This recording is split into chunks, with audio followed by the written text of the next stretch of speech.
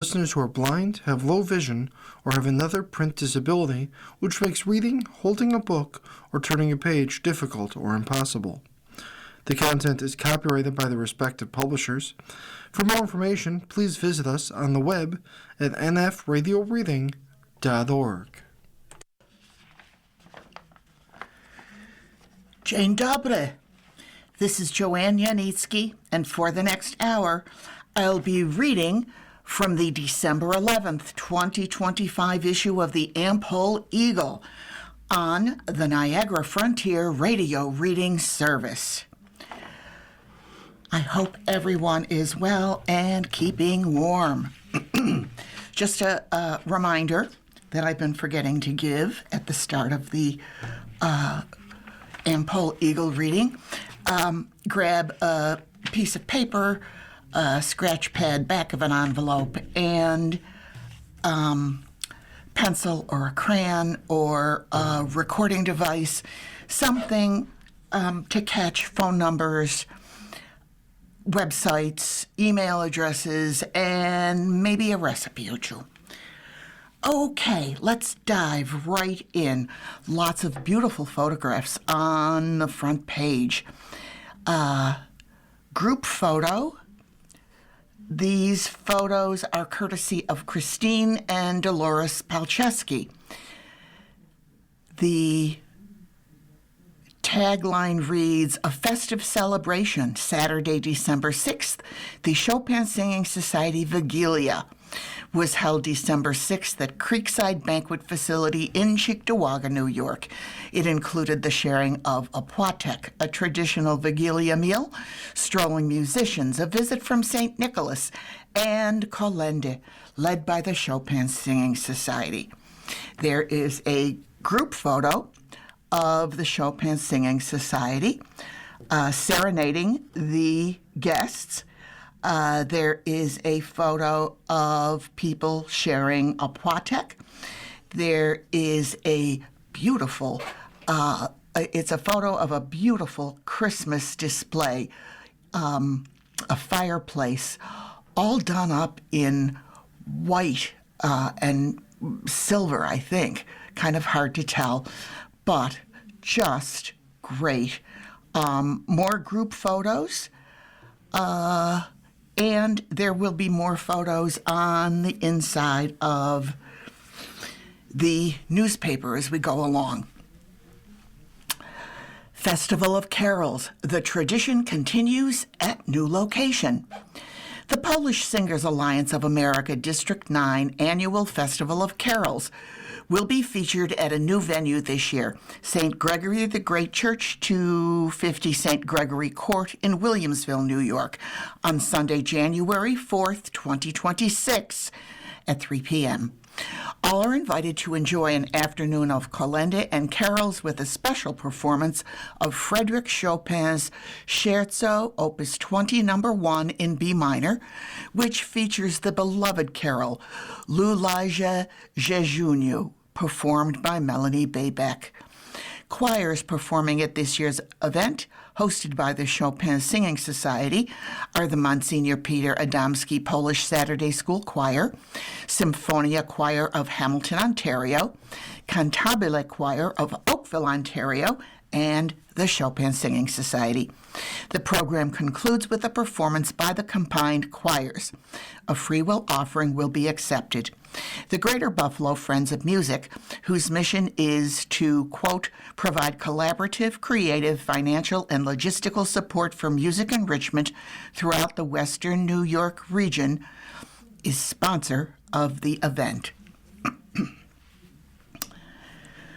Radio show highlights Polish Christmas traditions. The most recent episode of the Polish American radio program features an interview with author Sophie Hodorowicz-Nab, who describes unique Polish Christmas Eve and Advent traditions. The episode also features an interview with Amelia Wróblewski, a Western New York native who recently moved to Poland. Wróblewski explains why she made the decision to settle there, as well as what Kraków looks like leading up to Christmas. The episode, which includes Polish music of the season, can be heard anytime at polishprogram.com. Program host is Andy Gołębiowski. The program can also be heard live every Saturday at 11 a.m. on the radio at AM 1440, FM 105.3, or online at webrradio.com. There is a photograph. It says it's a file photo. Shopka artist Dave Motek of Pittsburgh. And he's holding what appears to be some sort of a castle. I don't know what it is. It's not a big picture, so it's kind of hard to tell what is decorating the castle, but it is beautiful, absolutely beautiful. Looks like something you'd put on an end table, or maybe on the table in your front window, so everyone could see. Looks to be maybe 2.5 feet tall at least. Okay, let's jump across the pond to Polish news bites. There's a U.S. Army photo of a tank. Poland accepts U.S. offer of 250 used Strykers. The government in Warsaw has agreed to accept an offer from the United States to transfer 250 used Stryker armored vehicles for a nominal $1. According to the plan, the vehicles, currently stationed in Europe, would be handed over to Poland instead of being shipped back to the United States after a force reduction. Poland's general staff reportedly endorsed the deal, and the nation's deputy prime minister and defense minister, Władysław Koźniak-Kamysz, said Warsaw is ready to accept the offer as soon as logistics are arranged. Polish Army to help protect power grid from drone threats. In light of recent drone incursions and sabotage concerns, the Polish Army has entered into a cooperation agreement with the National Power Grid Operator, PSE, to bolster protection of critical energy infrastructure. The deal, according to Reuters, includes joint training, intelligence sharing, and possibly acquiring anti-drone technologies to safeguard high-voltage lines and transformer stations across Poland. The government stressed that protecting the power grid is a strategic priority, given Poland's central role linking Baltic energy networks with wider Europe, and underlines growing worry over external threats to national infrastructure. Poland passes law to ban fur farming. Poland, once the world's second largest fur producer, has passed legislation that will ban fur farming over the next 8 years, a major milestone for animal welfare and the global fashion industry.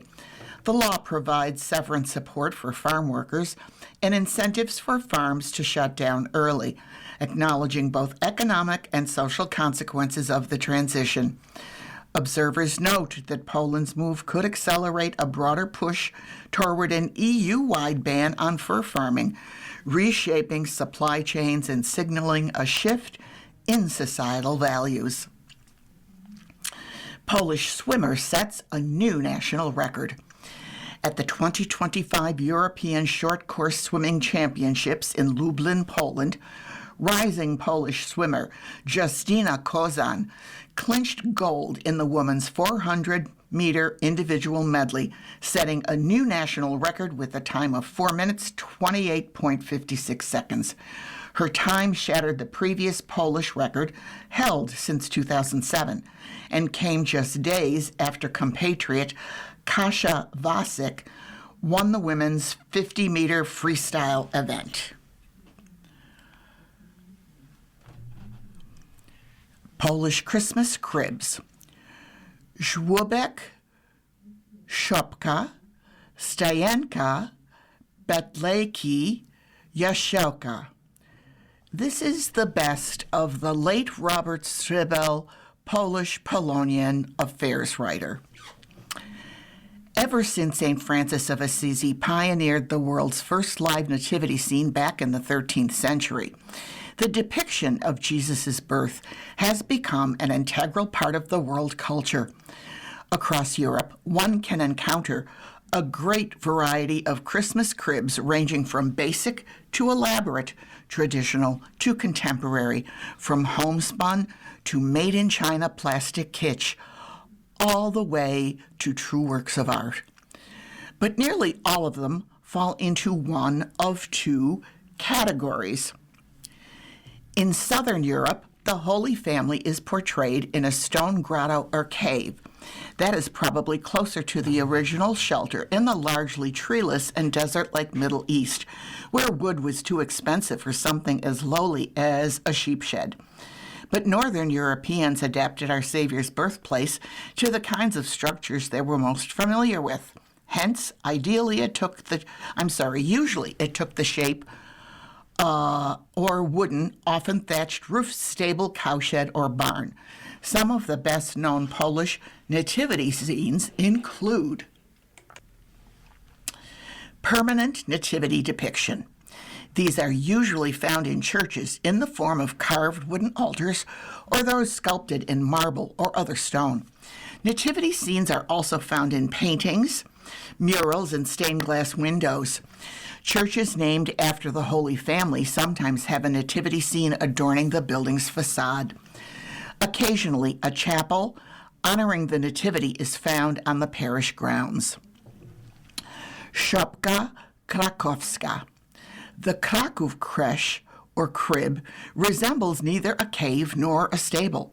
This shimmering cathedral-like structure is a unique urban folk art form, roughly patterned after that city's Kościół Mariacki, or Marian Church. Each year in early December, a crib-making contest is held in Kraków, and the Szopki Krakowskie, ranging in size from 2 to 3 inches to 10 feet or more, are displayed in the city's main square. Static nativity scene. This is the traditional and most common type of manger scene, comprising scale or life-size figures of the Holy Family, shepherds, sheep, cow, and donkey. On January 6th, figures of the three kings are added, as the tableau remains up until February 2nd. It is usually displayed at a church's side altar or outdoors on the parish grounds. Smaller versions of this type of manger scene are displayed in Polish homes, often beneath the Christmas tree or on a windowsill. Mechanical moving creche.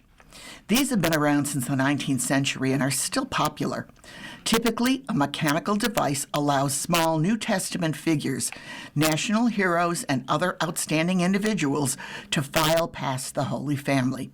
Sometimes, non-nativity figures such as skiers or skaters, cartoon-style animals, or Disney characters are included as a side attraction for the kiddies.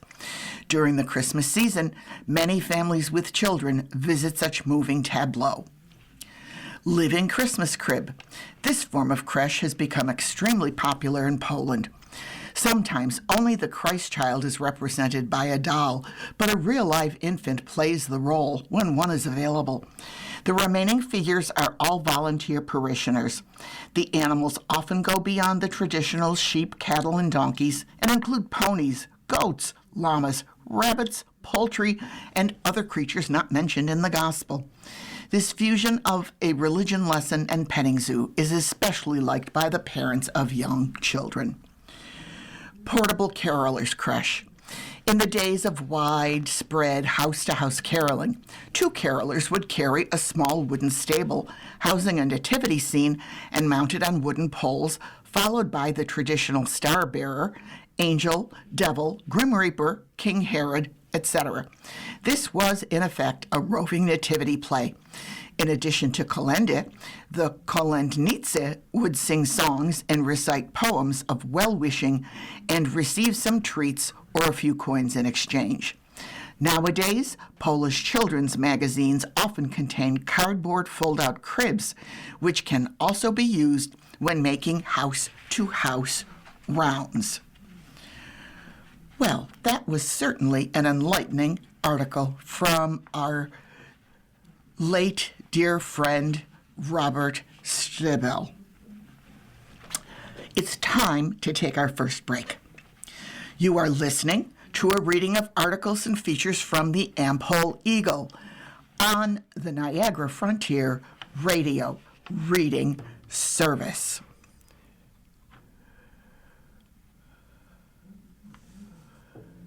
Wittkowski to lead a snowy celebration. The Cheektowaga Community Symphony Orchestra, led by its music director, Dr. Thomas Wittkowski, is giving a free concert Sunday, December 14th at 3 p.m.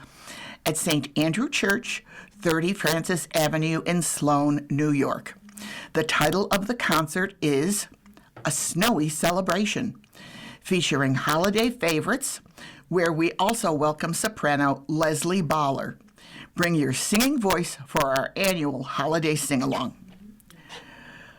Tay's Prayer Service Set. Assumption Church, 435 Amherst Street in Buffalo, is hosting an Advent Tay's Prayer Service on Monday, December 15th at 6:30 p.m. The Tay's community is an ecumenical Christian monastic community in France known for its contemplative atmosphere and use of simple, repetitive music. The prayer service will include scripture readings and music in the Tay's style, with subdued lighting to help lead us into the joyful waiting of Advent. In this busy season preparing for Christmas, it is meant to help participants focus on preparing their hearts to make a home for Jesus at Christmas. All are welcome. Let's jump to Polonia's calendar. We have Sunday, December 14th, Christmas in Polonia. Noon Mass at St. Stanislaus Church, 389 Peckham Street in Buffalo, New York, followed by Polish Saturday School, Jaselka, traditional Vigilia, and Christmas music with Captain Tom and the Hooligans in the Social Center. Tickets are $25 for adults, $10 for children 4 to 12 years old. Under 4 are free. Pre-sale table of 10 is $225. You can RSVP to Mira Schrammel. Phone number 716-903-3242. Again, 716-903-3242. Sunday, December 14th, Kalina Singing Society Vigilia Luncheon. It's at the Polish Falcons Club Room, 445 Columbia Avenue in Depew, New York at 1 p.m. Tickets are $45. You can call 716-867-3161. Again, 716-867-3161. On Thursday, December 18th, from 4 to 7 p.m., Penance and Vesper service at St. Adalbert Basilica, 212 Stanislaus Street in Buffalo, New York. Saturday, December 20th, open doors at St. Adalbert Basilica, again, 212 Stanislaus Street in Buffalo, New York, showing the vintage AM&A's Christmas display 2 to 5 p.m. Donations gratefully accepted toward our stained glass window restoration project. Christmas chocolate will be on sale. Wednesday, December 24th, Christmas Eve Mass at St. Adalbert Basilica, 4 p.m., 212 Stanislaus Street. Father Cole Webster is the celebrant. Music by Brittany Mruchek. Also, the AM&A's vintage Christmas figurines will be on display. Saturday, December 27th, again, open doors at St. Adalbert Basilica, 212 Stanislaus Street, showing the vintage AMNA's Christmas display. That's noon to 4 p.m. on Saturday, December 27th. On Sunday, December 28th, a Christmas concert at St. Adalbert Basilica, featuring the St. John Paul II Schola Cantorum. Doors open at 1 p.m., concert is at 2 p.m. Again, the AMNA Vintage Window Display will be featured. Saturday, January 3rd, Polish American Congress of Western New York Christmas Party. The Clement Mansion, 786 Delaware Avenue in Buffalo. It's at 6 p.m. Members are $35, non-members $45. If you show up at the door the same day, it's $50. RSVP2 phone number 716-864-6110. Again, 716-864-6110. And wrapping up the Polonia calendar, Sunday, January 4th, 2026, Polish Singers Alliance District 9 Festival of Carols. 3 p.m., St. Gregory the Great Church, 200 St. Gregory Court in Williamsville, New York. Lots of wonderful, wonderful holiday Christmas events with Kolende. And boy, would I like to see those AMNA character display. I remember going downtown, which was a really big deal, when Mom took 3 little girls on the bus downtown in the evening, and we walked by AMNA's to see the beautiful, beautiful displays. Broadway Market kicks off holiday shopping season. Buffalo Mayor Christopher P. Scanlon encouraged residents to shop local this holiday season. He issued this request as the historic Broadway Market gears up for the start of its holiday shopping season, taking place every Saturday in December and Christmas Eve. Mayor Scanlon said, "The Broadway Market has been a cherished Buffalo tradition since 1888, bringing families and friends together to support local businesses and celebrate the season. This is your chance to shop local, enjoy delicious treats, and be part of an iconic community tradition." End quote. The holiday season at the Buffalo Market will include unique foods, beverages, crafts, live music, and special gifts.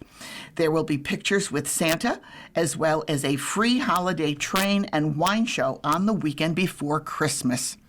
For more information, website www.broadwaymarket.org. Advent, a rich in meaning invitation. This is an article by Benjamin Fiore, Society of Jesus, Canisius University. In the season of Advent, 2 Latin words help us grasp the meaning of the liturgical season. The first is the Latin verb advenire, which means to come to. This Latin verb gives us our English word Advent, the name of the season itself. It helps us understand that during Advent, we are waiting for Jesus to come to us.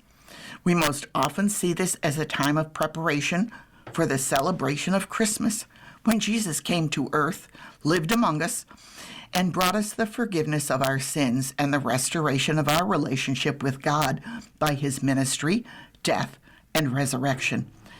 But this was Jesus' first coming. The Church Fathers also spoke of Jesus' second coming in the Spirit. This reminds us that Jesus came to us in baptism and abides with us throughout our lives. Thus, Advent is a time for us to put our spiritual selves in order so that we can fully welcome the merciful Spirit of Jesus fully into our lives. The early church fathers also spoke of Jesus' third coming. That is in glory to complete God's plan of restoration of all things to their original state of holiness and order, and to establish the kingdom of heaven. The final judgment is part of this expectation. Thus, Advent is a time for us to look ahead to the final coming of Jesus, when all shall rise and receive final blessing or punishment. The second Latin word is rorate, from the Latin version of Isaiah 45:8, which reads, Rorate caeli de super et nubes pluant justum. And that translates to drop down dew, you heavens from above, and let the clouds rain down the just man. This verse is used as the entrance antiphon on the fourth Sunday of Advent and expresses the church's longing for the coming of the Messiah. In Poland, the verse has given rise to rorati masses. These masses are said early in the morning while it is still dark. The congregation lights candles, thus providing the only illumination in the church. This symbolizes the expectation of the faithful for the coming of Jesus, who brings light into the world at his coming, as John's Gospel declares. In John's prologue in the first chapter, Jesus is identified as the eternal life-giving light that illuminates humanity, contrasting with darkness and sin. John repeats this in chapter 8, verse 12, where Jesus declares that he is the light of the world. The rorati masses express the congregation's anticipation of Jesus' coming, both as Word made flesh in Bethlehem and as the source of spirit and life for all who believe. In addition, another candle, decorated with greenery and white cloth, is placed in the sanctuary to symbolize Mary, whose yes to the angel Gabriel brought Jesus, the light, into the world.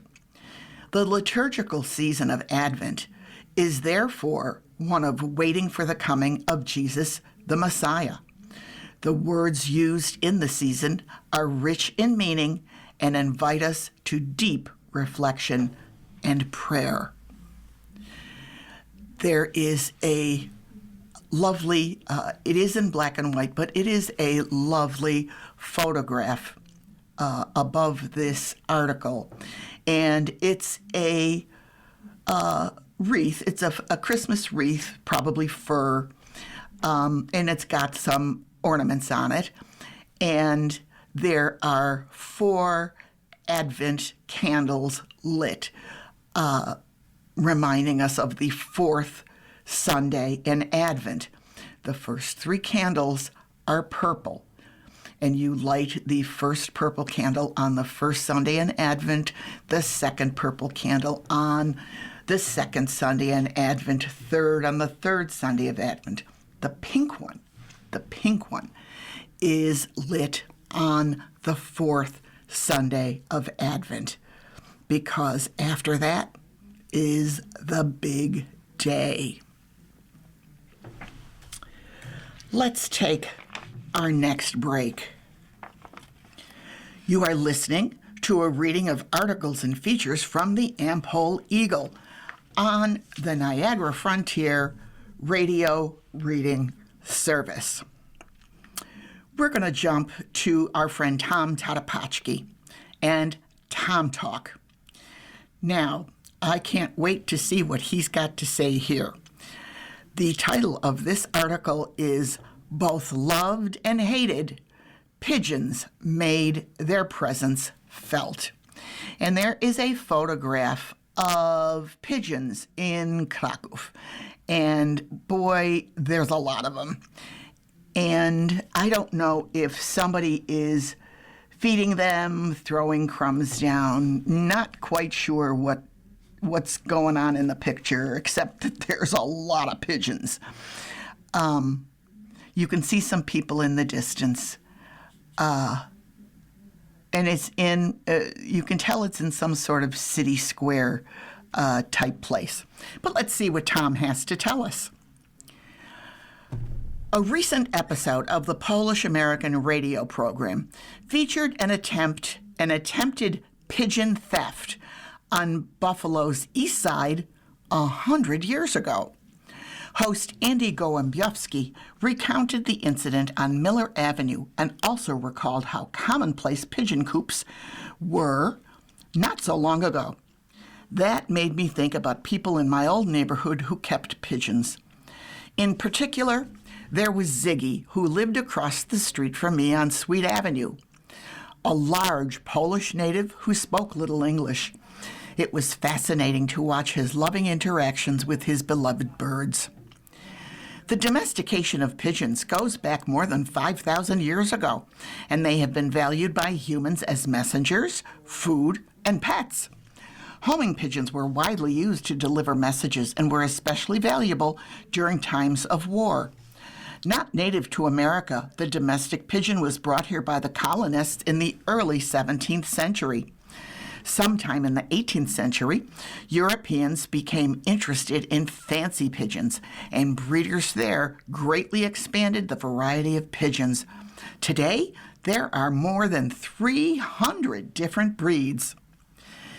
Pigeon breeding and racing became popular hobbies among immigrant communities in Buffalo and elsewhere, particularly those from Polish and Italian traditions.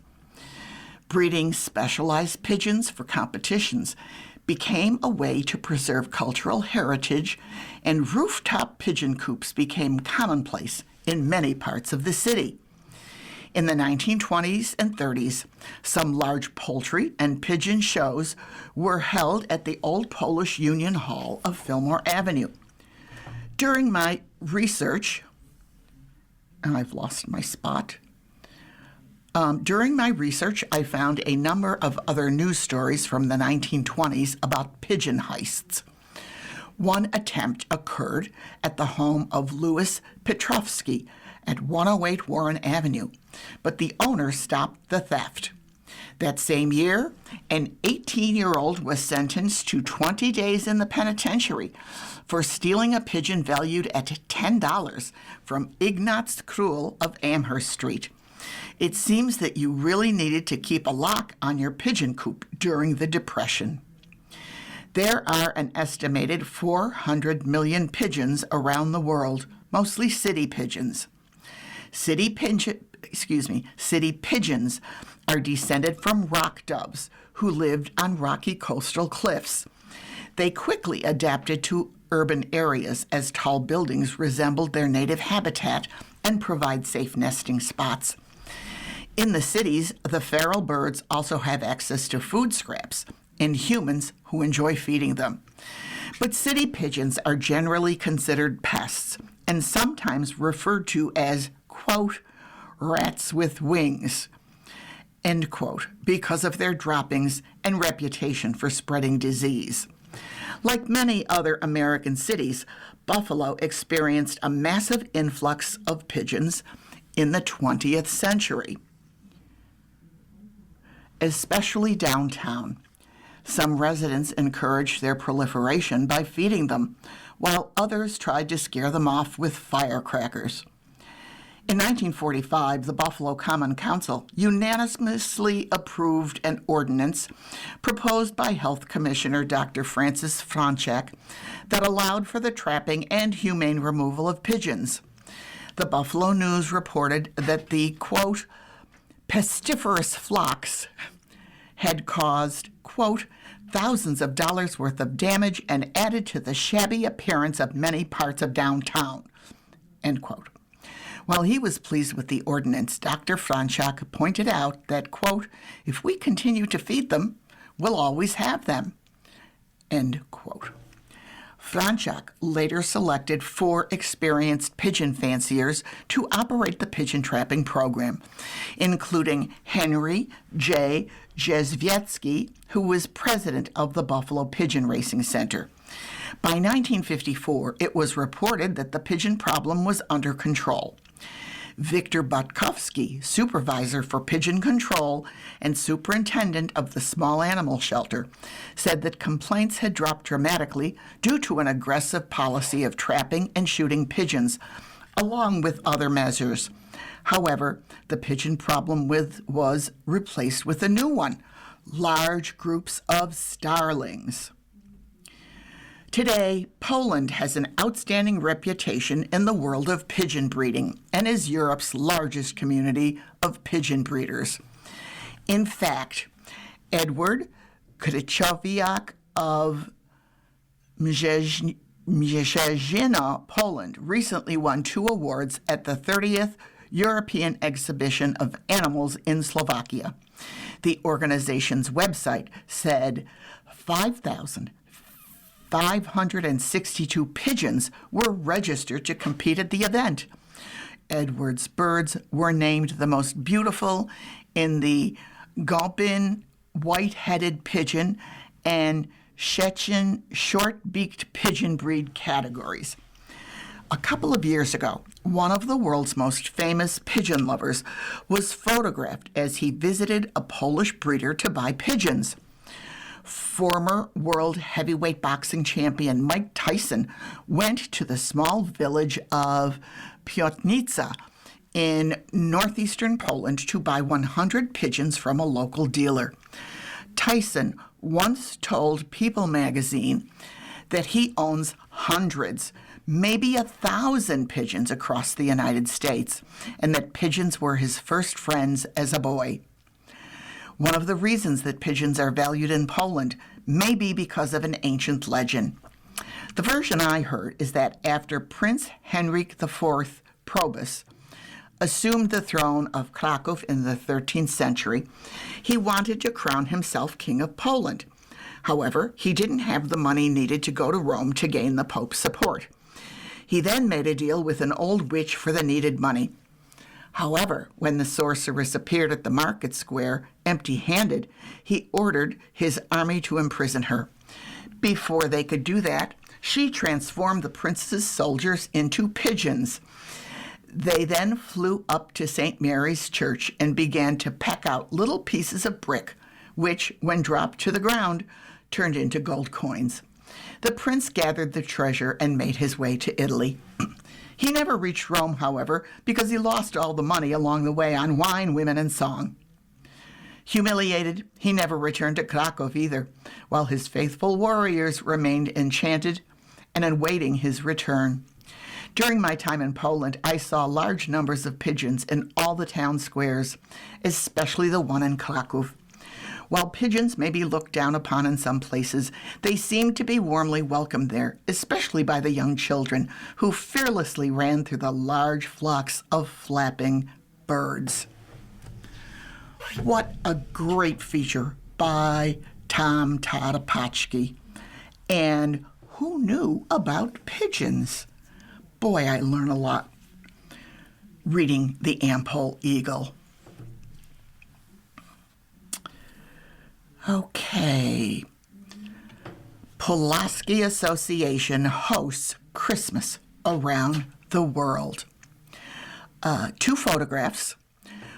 One of a very large decorated Christmas tree with presents underneath it. And one is a photograph of a school hall, church hall, probably a school hall because I see the backboard for the basketball court, and I see a stage in the distance and a scoreboard. But around the room, there are tables set up and Christmas trees, lots of them. I'd have to guess maybe 20. Hard to tell. They're all decorated. So let's see what this is about. Christmas Around the World, sponsored by the General Pulaski Association, continues this weekend at St. Teresa Parish Center, 35 Mineral Springs Road in South Buffalo, New York. On Saturday, December 13th, from 11 a.m. to 9 p.m., it's the Polish Christmas Extravaganza, featuring music by 7 polka band from 1 to 4 p.m. and Hocus Polka's Party from 6 to 9 p.m. Also meet Joyce Karaszewski-Brzezinski, 1964 Pulaski Day Parade Princess from 11 a.m. to 2 p.m. The event includes a full bar, pierogi, sausage flights, mini gołąbki, mini banana breads, and pictures with Santa. On Sunday, December 14th from noon to 5 p.m., it's off to Italy. The day begins with blessing of the Bambini during St. Teresa's Mass from 11 to 12. Bring baby Jesus from your nativity scene for a special blessing, along with Italian soup, food, and desserts to be announced. St. Teresa's Parish Center is transformed into a winter wonderland, adorned with thousands of ornaments and lights.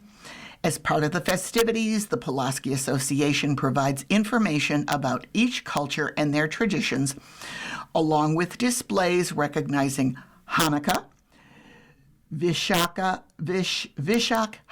Puja Day, Ramadan, Eid al-Fitr, Lunar New Year, Diwali, Winter Solstice, St. Lucia Day, and Kwanzaa. A full schedule of Christmas around the world activities through January 4th can be found at website generalpulaski.com. I have to say,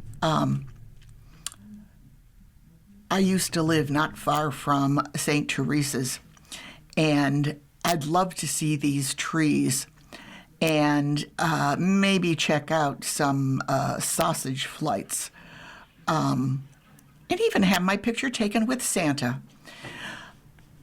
And go back on Sunday for some of that Italian soup. I love Italian wedding soup.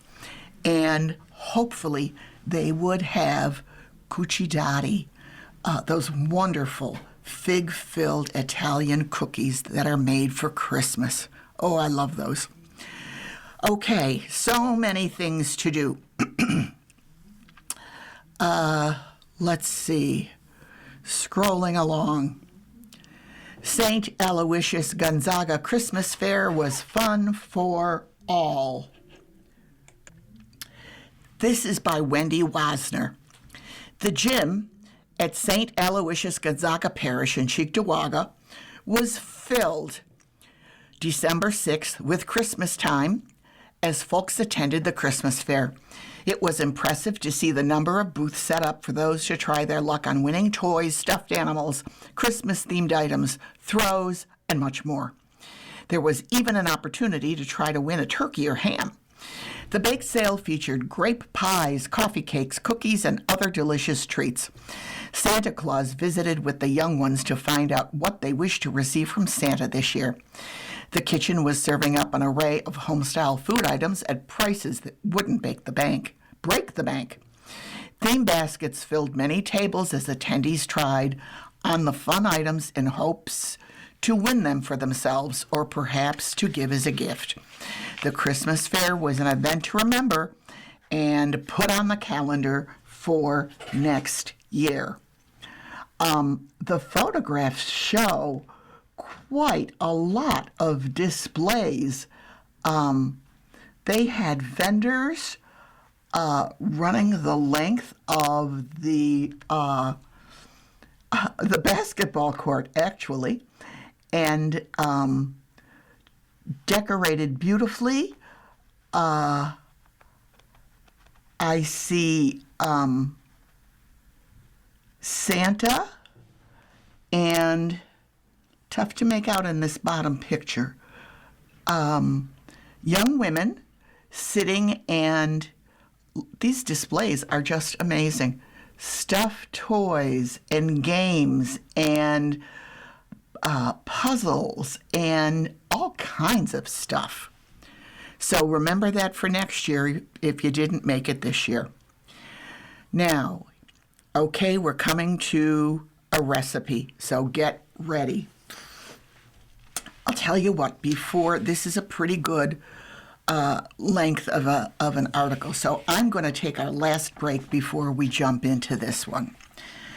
You are listening to a reading of articles and features from the Am-Pol Eagle on the Niagara Frontier Radio Reading Service.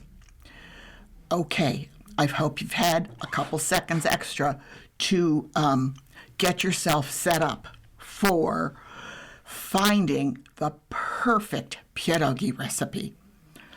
And this is by Wendy Wanser. The other day, I picked up the phone and dialed my cousin Billy's number. It was nice to catch up with him. One of the main reasons for my call was to ask him for my Aunt Alice's, Billy's mother, pierogi recipe. He happily shared his mother's pierogi dough recipe as well as the farmer's cheese filling ingredients and told me some tricks to achieving the perfect pierogi dough. One was to be sure to sift the flour. He explained how he uses a food processor. He went on to tell me the steps he used to take to make the pierogi perfect. His daughter, Alicia, has now taken over the task of pierogi making. Billy said that her pierogi last Christmas tasted just like his mother's did. Aunt Alice's pierogi were the best. I looked forward to them every Christmas. Billy also mentioned that the sour cream makes the dough. People remember that because I've never made pierogi dough without sour cream. I never took the time to sift the flour. My dough would never roll thinly.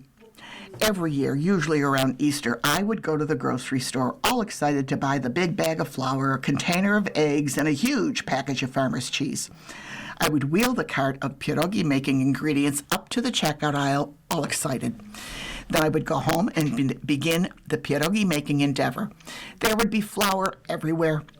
The dough would not roll out thin enough. My bad shoulders didn't help matters. The big pot of water on the stove would begin to boil. I would carefully place 2 pierogi at a time in the water and wait until the pierogi floated to the top. I would gingerly remove the delicious-looking pierogi out of the water and place them on a cookie sheet. I would continue to do this until all the pierogi were done. I usually would make 3 batches of dough. This chef's endeavor took a while and definitely was not good for someone with a bad back. Eventually, I would be sitting in front of a plate full of a couple mouth-watering farmer's cheese-filled pierogi that I had just sautéed in butter with some black pepper and parsley flakes along with chopped onion. I would take my first bite of a pirog, which was delicious even though the dough was way too thick. I then had the daunting task of cleaning up the kitchen. Dishes were never my favorite chore. I never met pierogi that I did not like throughout the years. And I have tried many brands. Some were locally made and others came from a box in the freezer section of the store. One thing pierogi sure do is take me back in time to the Christmas meal from long ago that I wish was still taking place today. I think now I have the best pierogi recipe. I just need time, patience, and courage to undertake the art of pierogi making and see if the pierogi creation will come close to my Aunt Alice's pierogi. If not, I may have to resort to buying them made already once and for all. Okay, we're going to start with the pierogi recipe. The dough ingredients: 2 cups of flour, 1 large egg, half a cup sour cream, half a cup unsalted softened butter. So you sift 2 cups of flour into a bowl. You add in 1 large egg and combine.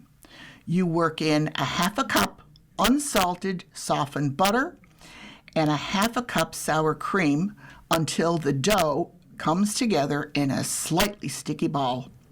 Knead dough until smooth. Wrap dough in plastic wrap. Refrigerate for 1 hour.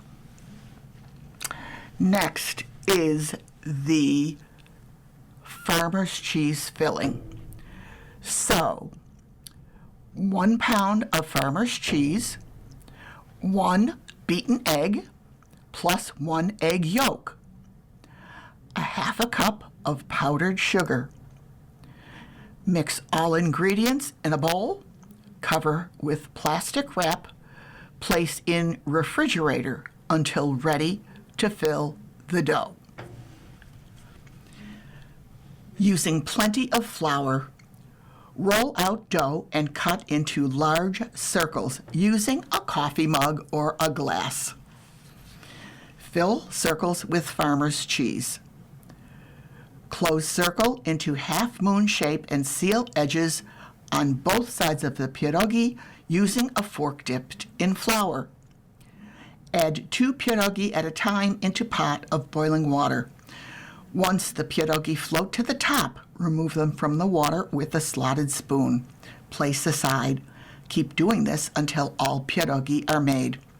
Sauté pierogi in butter until desired appearance, depending on how brown you want it. You may add sautéed onions. Optional, serve with sour cream, and enjoy. So this is your reader who has made many, many pierogi. My recipe for the dough calls for 5 or 6 cups of flour, so it's a much bigger recipe. But what our recipe does, you mix the eggs and the sour cream together, and you melt the butter, and you eventually add the butter in as well. So you've got, and I do it in a Pyrex measuring cup. So you mix the butter and the sour cream and the egg together. And then you pour that into the dough. That gives you more liquid to work with than just adding 1 large egg. And my sister is the chief chef for making farmer's cheese filling. She basically puts in everything that is in Wendy's or Aunt Alice's recipe here, and but she puts in cinnamon and probably a little more sugar. Hers are on the sweet side, but there's cinnamon and sugar. And if you like cinnamon, which my family does, they are just delicious. So, making pierogi is not difficult. Another thing, we don't refrigerate the dough after we make it. It's nice and soft and pretty easy to roll out in the beginning. It's after multiple rollouts that you just kind of give up and maybe make some kind of kluski or dumplings from it. But if you don't refrigerate it, it's a nice soft dough that's pretty easy to roll out thin. Get a nice thin, not too, you don't want it see-through, because then your filling is going to burst out in that boiling pot and make another mess to clean up. So I hope the recipe serves you well and the tips for making pierogi. If you're going to do potato pierogi, which is another favorite, I always make my pierogi a potato filling the night before.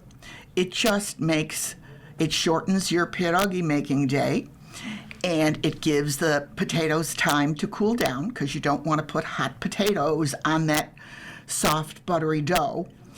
And so you make your mashed potato filling, and whether you want to mix it with farmer's cheese or with cheddar cheese or American cheese, or you want to put sautéed onions in it, or you want to put sautéed bacon in it, whatever your family likes in their pierogi. And maybe you can even be a little experimental and come up with some other ideas. Maybe some chives for like a baked potato pierogi. Who knows? You might like it. So, I'm done. Those are my final tips for pierogi making. And now I have to think about when I'm going to make my Christmas pierogi. We have a few more minutes, so let's go to Polkas on Tap. We have Let's see here. This evening, Saturday, December 13th, Christmas Around the World, from 6 to 9 p.m. tonight, Hocus Pocus will be playing polkas, and there's free admission at the St. Teresa's Roman Catholic Church Parish Center, 33 Mineral Springs in South Buffalo, New York. Food, beer, and wine available for purchase. Also, this evening, Polka Boosters Christmas Party at Depew Polish Falcons, 445 Columbia Avenue in Depew, from 5:30 to 10:30 p.m. It says advance tickets only. If you really want to go, maybe you can talk your way in. But New Direction Band is playing. And then on Sunday, December 21st at 16 Ellicott Place in Depew, New York, from 5 to 8 p.m., Special Delivery is playing. Okay. Winterlude set at Blessed Sacrament Church. Blessed Sacrament Church, 1029 Delaware Avenue in Buffalo, New York, will present Winterlude on Friday, December 19th at 7 p.m. The evening begins with Vasily Kalinikov's charming serenade, followed by the Adagio for string trio and string orchestra by the all but forgotten Belgian genius Guillaume Lecu. The rousing Inverno Porteño, Winter in Buenos Aires by Astor Piazzolla, oh, I'm a fan, featuring soloist Shi Yan Sai, tops off the first half of the program. After intermission, the evening is complete with Serenade for Strings by Josef Suk, written as a student at the behest of his mentor, Antonin Dvorak. Purchase tickets at the door or online at eventbrite.com. Admission is $24 by season pass or $20 at the door when accompanied by a youth 17 and under. It is free with an arts access pass. I'm going to have to look into that arts access pass.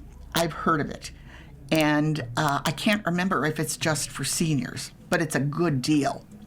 So, and that sounds like a marvelous, marvelous concert. So, I'm scrolling through to see if there's anything. Okay, gorgeous photographs. Christmas in Kaisertown. Photos courtesy of Lala Markut. Christmas in Kaisertown was celebrated on Friday, December 5th, 2025. Santa and Mrs. Claus arrived by fire engine. Horse-drawn wagons were available to take a ride, and even Jack the Christmas donkey attended for everyone to meet. Maknika Center and Autumnwood Senior Center were open for crafters and vendors for purchasing unique gifts. Music was provided by Accordion Bill and later by Third Story Band, and food trucks were there with some tasty treats.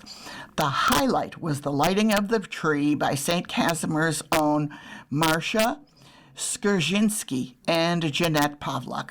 These ladies have been longtime active members of the Kaisertown Coalition and worked tirelessly for it in addition to other Kaisertown organizations.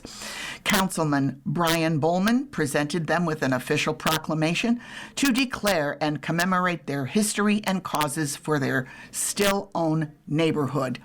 And apparently there is a photograph of the two of them, pulling the switch for the Christmas tree lights.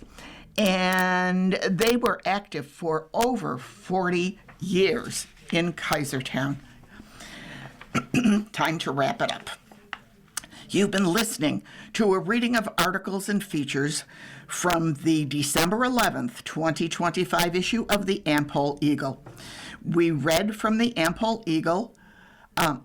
We read from the Am-Pol Eagle every Saturday at 3 p.m. Your reader has been Joanne Yanitsky. Thank you for listening. Do widzenia.